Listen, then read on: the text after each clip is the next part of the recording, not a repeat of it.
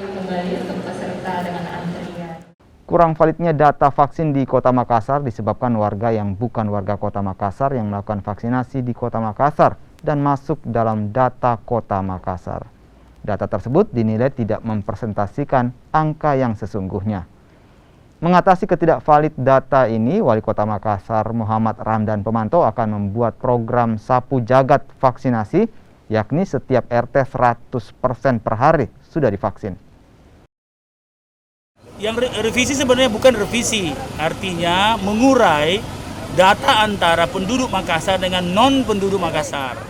Karena kami akan membuat sebuah program sapu jagat soal vaksinasi, yaitu 100 RT satu hari 100%.